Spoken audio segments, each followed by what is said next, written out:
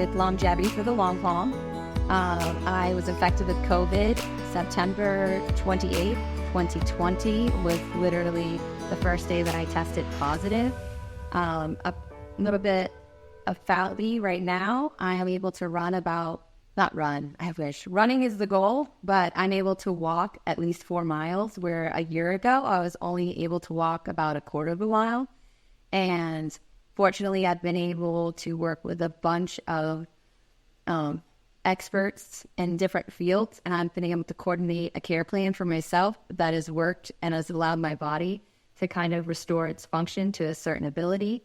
And that's why I created this podcast. That's what I'm here to share, is just my story and all the information along the way that I've learned that I feel will give you the clues that you need to put your pieces back to your puzzle so you can begin to create your comeback story.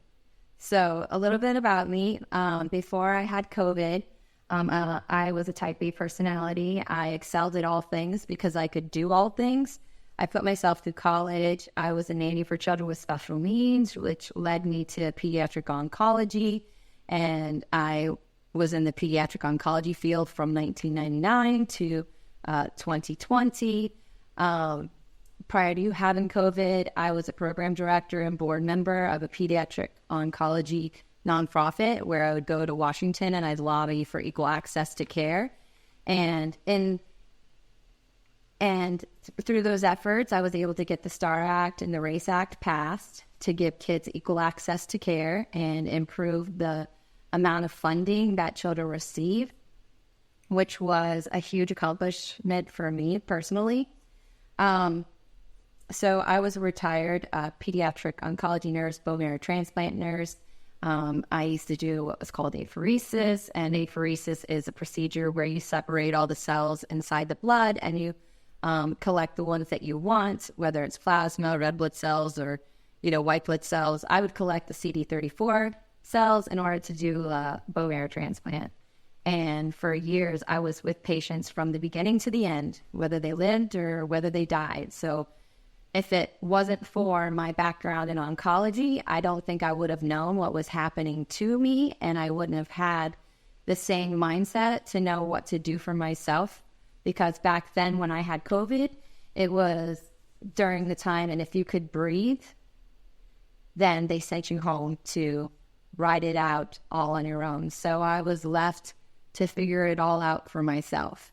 And I was probably one of the first people to report the neurological symptoms.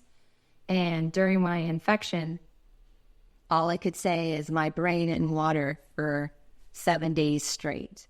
But my goal here is not to just dwell on the difficult times, but to be very transparent, because coming from a healthcare background, I want to be completely transparent about any previous diagnoses that I've been living with, been treated for. I'm currently on no medications. I take nothing.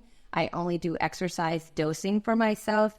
But prior to having COVID, throughout my entire life, I had dyslexia, ADD, I struggled with anxiety, I had venous insufficiency, I had kidney stones, interstitial cystitis, I was facing chronic kidney disease, which all these things kind of contribute to an increased risk for experiencing long COVID.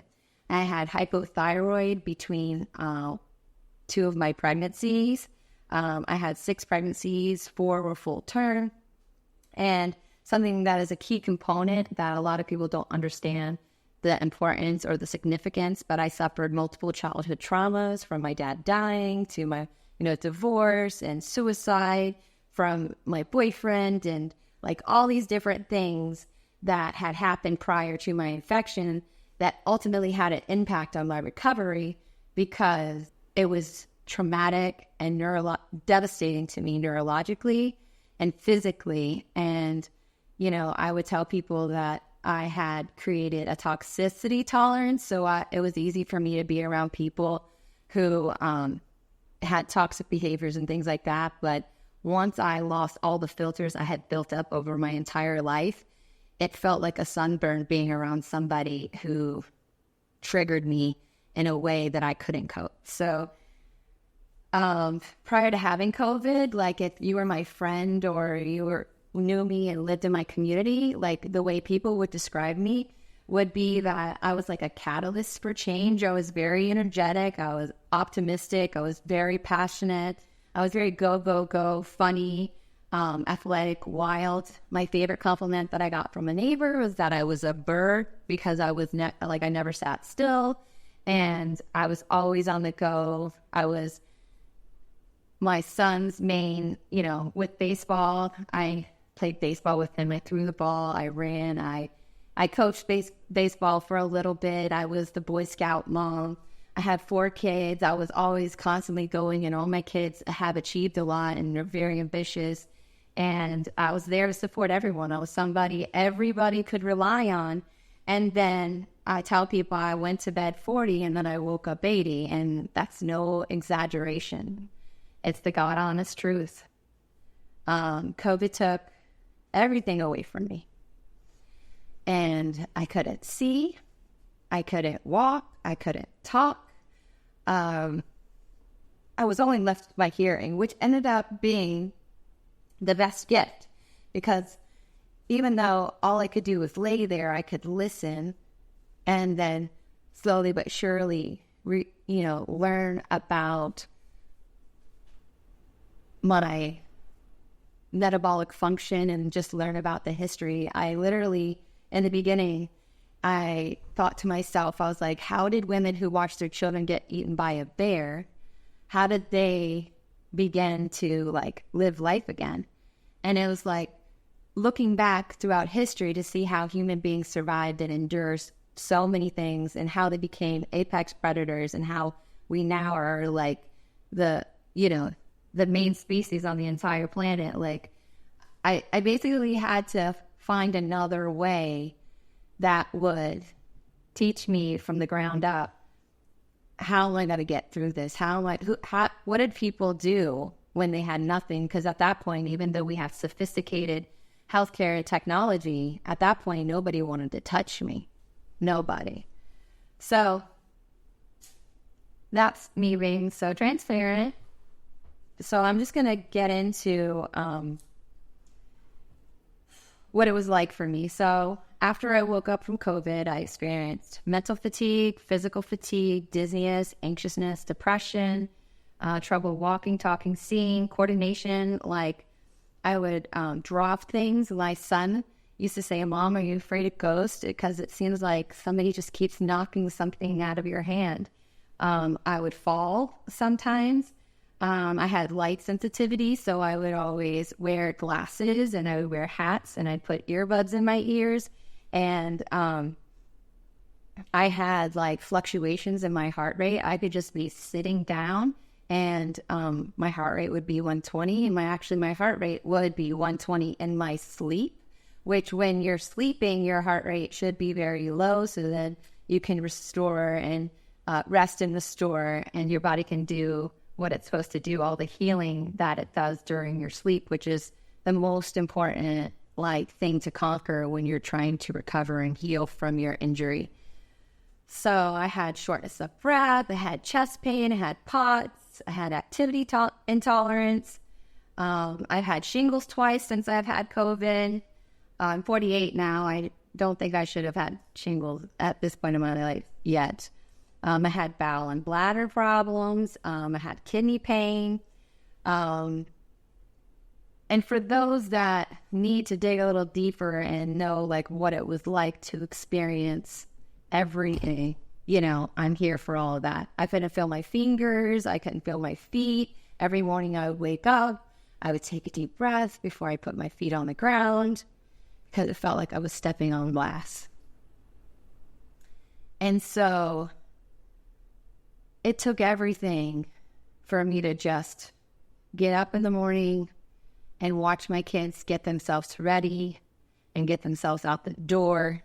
And then I would go right back to bed. And then it would take everything that I had again to pick them up from school and get them home and go back to bed. Literally, that was my life. So I created an outline, because I tracked all of my symptoms and all of the things that happened along the way to kind of create evidence. At that point, all I had was an Apple Watch, and I used it to monitor my heart rate because sometimes it was too late. Like my heart rate would be like 180, close to 200 before like I kind of knew. So I was trying to prevent that from happening again. My initial infection, like what I would call my cytokine storm, it lasted from September 28th till 10/4. And I went to the hospital the first time on the 12th, and I was neutropenic. I had neurological problems. And then I got up the next day and I was able to feed myself. And then I experienced a relapse in my symptoms where I thought I was going backwards. And so I went to the emergency room, and the emergency room doctor was dressed up in everything that he needed to be in to protect himself from getting infected. But it was a completely isolating experience. He was afraid to touch me. He was afraid to stand near me. And, again, because I could breathe, I was sent home from the hospital. And instead of coming into my room and giving me my discharge instructions, he called me on the phone and, gave me the same, like, if your symptoms get worse, come back, there was limited resources. I mean, I'm not going to sit here and judge the healthcare system because nobody was prepared for what happened to all of us. It didn't just happen to me. It happened to all of us, happened to the world. It was really difficult to find somebody who actually believed what I was going through, because when I would try to talk to people and ask for help, most people didn't believe me. They thought I was faking.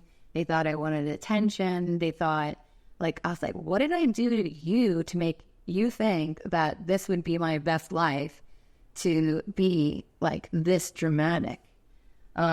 But fortunately I did. I used to do Pilates prior to having COVID. So, I found a studio, and John, you're going to meet him next week. He's going to come on and he's going to talk about his experience in helping me. So I do Pilates 3 times a week, and I use a reformer. So based on my activity tolerance, what I can do and my recovery and my strain levels, I adjust my workouts so that I get full range of motion and I get a complete body workout. So, all right. So in November, I started working with John. And then I forgot to say, prior to my infection, my mom had COVID, and then she had a stroke. And it was a hemiparesis situation. So it was one side of her body that she experiences most of her symptoms. And I think people are going to come to find out that there's an X-linked chromosome to this. So like if your mom does well, or if your mom does bad, you're going to do bad. Like as the genetics become once they get to the concrete evidence to show like the biological pathways and risk factors for long COVID, I feel strongly that that's going to come out, that there's a X link to the virus. My primary care provider wouldn't see me, so I was infected on the 28th of September, and then I was trying to get into my primary care provider, and first it was, you have to test negative for COVID, then it was, you have to test twice negative for COVID, and then finally I got into the primary care office October 24th, and they basically didn't do anything for me. They wrote me a referral for an infectious disease doctor, a neurologist, a cardiologist, and a pulmonologist. And it was difficult getting into any of those ologists before COVID. It was 10 times harder getting an appointment. And my nurse called me and she was like, why haven't you made an appointment? Why haven't you done any of the things? That she was actually disappointed that I hadn't, scheduled and made the appointments and followed through with the specialist that she recommended. But little did she know, I was just literally laying in bed, unable to move, unable to talk, barely getting through the day. And My infectious disease doctor, Dr. Neron, he was the first one to do all the titers on previous infections. And he told me he was the first one to mention long COVID. He's like, I think you have this retroviral disease that they're talking about. And back then I was like, what do you mean disease that they're talking about? And later on in future podcasts, I'll get into that. I will dive deep into what is a retroviral illness. You'll be surprised that you know more than you thought you knew about all of this. And like my main goal is to help you remember what you knew before COVID, before it became something that it's not. It's a new virus and it's an old disease process. But little do you know, how to find the right people to help you recover. And instead, they're just triggering you and creating more inflammation by the different interventions that you're getting. It was actually on Christmas Day, I got a call from my sister. Her son went to the hospital and they said he was going to need a bone marrow transplant. And I was like, what do you mean he's going to need a bone marrow transplant? He's completely healthy, and you don't just go to the emergency room and they tell you you're going to need a bone marrow transplant. Well, he has a disease called pancytopenia, where he doesn't make white blood cells, red blood cells, platelets, nothing. He fell, and he was lucky that someone was there to help him, to get him to the emergency room. And this is where everything changes, where I'm relying on local providers, and then now, because of the seriousness of his own disease, that I began to gain exposure to the game changers, the people who actually this is where I gained access to the providers that were actually doing all the work to kind of make the right steps in the right direction. So he became a patient at the NIH. And so when he became a patient at the NIH, I then became a patient at the NIH. And then when he went to Mayo Clinic in Jacksonville, I went to the Mayo Clinic in Jacksonville. And it was kind of a situation where I would call every single day and see how many cancellations they had. So how did I get to the Mayo Clinic? Everybody always asks me that. I self-refer myself to the Mayo Clinic. And I saw Dr. Munipali. And Dr. Munipali then advocated for me, did all the tests that I needed to prove that, to create the evidence to show what was going on. Like literally in my brain, I had so many lesions freckled all over my brain. And you won't believe how many people told me COVID did that did that to you. Like, really, COVID can do that? I've heard that more times than you can imagine. Also, people are like, but you're okay, right? You're okay. And you're like, no, I'm not okay. Like, you see me now because it took everything I had for me to get here, to be here, to now talk to you you have no idea, if you're not affected, you don't get the connection between what my life was like before and what my life is like now. And so my nephew Jordan, he got a bone marrow transplant at Mayo, and that was thankfully the one thing that I could still do. Like, I remember that part of my brain still worked. I knew what I needed to do for him. I really couldn't do much for my family at home. Jordan and I would both just sit there in the hospital and lay in beds. He would have his experience, and I would know what the right thing was to do for him, or what was in his best interest in relationship to his treatment, his fevers, his, everything. So thank God I was able to do that. But the two of us literally laid there sick together, and I had enough energy to take care of him. And then, so as a patient at the Mayo, I learned about what's called central sensitization treatment, which I'll go on to talk to you guys about what is central sensitization treatment, where can you get access to care. Dr. Sletton, if it weren't for him, I wouldn't be where I am today.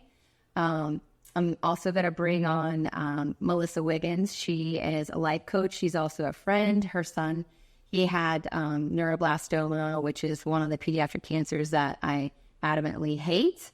And she saw me struggling when nobody else did, and she did her part to help me. And then from the Mayo, like once I went to Mayo and once Jordan finished his bone marrow transplant, I came back home to take care of my kids and my family. And it was on a Mother's Day that I went fishing with my family. And before that point, I was just managing what I called my push crash syndrome, where I would push it unknowingly and then I would crash. I would either lose days, weeks, it varied depending on the level of activity. I had no idea what was happening to me, but now I do. And now I can explain it to you. And it's like, right now, there are no solutions. There are no treatments. There are no cures. There isn't anything that's available right now that everyone has equal access to to manage their symptoms. But I've kind of figured it all out. And that's why I created this podcast, because I want everyone to know that there is hope and that it's not your fault. I'll just give you the down and dirty. Like, there's the game. You go into the healthcare system, we're going to take your symptoms and we're going to divide you up into symptoms, and then we're going to treat you based on your symptoms. We're not going to get down to the actual reason why you're suffering and why you're sick. This is a metabolic problem. This isn't just your heart or just your lungs. It's a multi-system. It's a cascading effect. And so back to my story. Went to the emergency room, thought I was having a heart attack, and there was a nurse there that had met the nurse coordinator, who would then become my nurse coordinator in the future at Aviv Clinics, where I went through 3 months of hyperbaric oxygen therapy treatment. I know people are hearing a lot about hyperbaric oxygen therapy treatment, but their protocol actually is different than any other protocol that's out there. So I'm going to bring my neuropsychologist on. I'm going to bring Dr. Mo on. It was just, it was a twist of fate that I even got to Aviv. I was getting ready to tell you, I'm sorry that I'm rambling, because that is what happens, like before or after COVID. I always ramble. But the nurse who was doing my cardiac workup at Abbott Health, she had met my nurse coordinator, and Dr. Mo was coming in to speak on Tuesday to present the treatment option at Aviv Medical Clinic. And I came in on a Monday because I thought I was having a heart attack after I dropped my kids off from school. And she asked me, she's like, do you want me to present you to him? And I'm like, absolutely. And then when we started to think about the recovery happening on a cellular level, then I was like, oh, this actually makes sense. They only knew what they knew how to do. And if I didn't have the problem that they knew how to solve, then they usually just redirected me and sent me in a different direction. I'm going to get better at doing these podcasts. I'm going to get better at, sharing the information where you can understand everything that I'm talking about. One of my favorite discoveries was the Whoop. And one of my episodes, I'm going to talk about the Whoop and how I use biometrics to measure my strain and recovery levels. And I've kind of hacked their little algorithm to avoid the push and crash syndrome. And I help you restore what is called your HRB, another podcast that I'm going to be talking about. And then I use exercise dosing, and it's called, I use like lactate testing to kind of measuring the level of your lactate. I found that whenever I was initially ill, the reason why I couldn't move is because I had a buildup of lactate in my blood system, which produced all those metabolic acidosis symptoms that we all know about. This podcast is going to be exciting. It's going to be amazing. It's going to be a game changer. You're not going to have to wait to get answers to those questions that you have. it was really hard for me to decide to even do this, but I decided that sharing my story, no matter what the backlash may be from other people, I'm ready. I'm ready to share my story. I'm ready to hear your story. I'm ready to introduce you to all these people who are trained professionals that have actually given me my life back and given me a new purpose in life. And I am hoping that when you tune in, that you can hear a little bit of yourself in each podcast, and you can find a simple solution that you can apply to your life. And slow and steady, you will just begin to rebuild your entire life. And you'll never be who you used to be, right? And that's hard to accept. There's other things, there's books, there's resources, there's videos I want to show you. I have a website, everything, where you can access this information for free. I wanted to bring all this information to you for free because I feel like we suffered the most, and we continue to suffer, and we continue to feel alone, and we continue not to find people who want to help us regain our lives. And we need it. We need to do this for ourselves, and we need to do it for society, because what people learn from our disease process, they will have better ways to treat other people. This isn't the last pandemic. This isn't the last retroviral disease. And I really hope you've enjoyed listening to me today. If you want to support the podcast, you can share this with somebody who you know is struggling with long COVID. You can tell doctors about it. I'm happy. I've been educating all my doctors along the way. I'm going to be completely transparent. I will tell you all the drugs I took. I will tell you everything. I'm an open book. I'm not afraid to share my story, because I know inside my story, you'll find your story and your path to recovery. And the body can heal itself. I am not someone, I do not want to engage in the political arena or inside of religious beliefs or anything like that. There's been too many hot topics that have been a distraction from my disease. My disease. This is my disease. I don't care about what other conflicts you have with the fact that I'm the one who got sick, and I'm the one who lost their ability to have the freedom to use my body. So I respect everybody's opinion and their beliefs about whatever they want to do, but I'm asking that you respect me and you respect my community, and you support us in getting the resources we need to live the same quality of life that you're entitled to.